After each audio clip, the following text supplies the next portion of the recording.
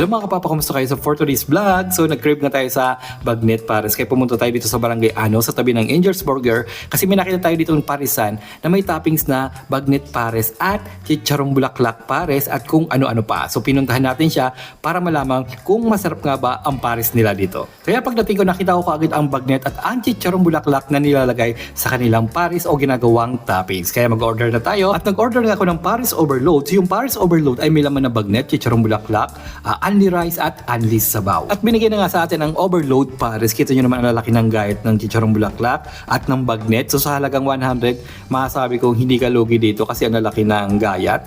At mukha naman masarap siya. So tikman muna natin kung talagang pasado. Syempre andito rin ang only rice. Ayan, kita nyo naman yung rice, di ba?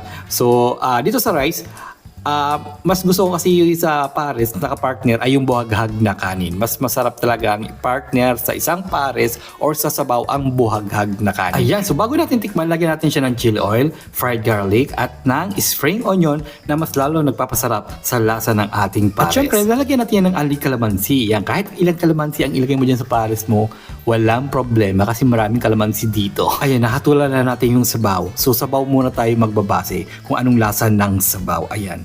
Hindi natin mahugot or hindi natin malaman kung anong kulang sa lasa ng sabaw.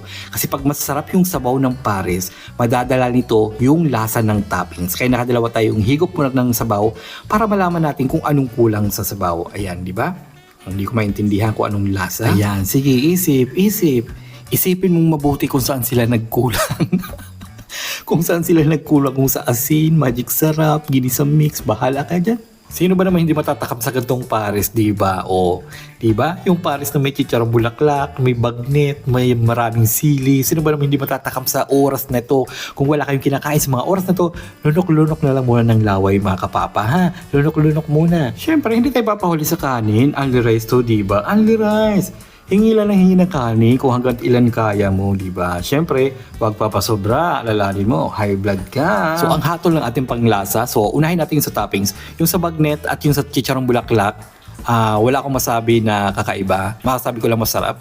Wala kang malalasahan na langsa or maamoy na mabaho. Kumpara sa ibang nakain kong bagnet, yung lasa kasi ng bagnet nila ay may parang mapanghi. Tapos yung sa chicharong bulaklak, medyo may amoy. Dito kasi malinis. So syempre wala namang problema sa sabaw ng pares nila dito. Magkakaiba kasi yung panglasa ng tao. Mas gusto ko lang yung sa sabaw ng pares, yung hindi ko na kailangan timplahan. Yung unang higop mo pa lang, wala ka nang iisipin na parang kulang sa asim, kulang sa alat, ganun ba? Magkakaiba yung panglasa ng tao. May mga tao kasi na mas gusto nila na sila yung nagtitimpla ng lasa ng sabaw nila, di ba? Saka yung sa kanin nila dito, mas gusto ko kasi yung buhaghag na kanin. Mas masarap i-partner sa pares or sa mainit na sabaw, yung buhaghag na kanin. So, overall, 9/10. Masarap yung pares nila dito.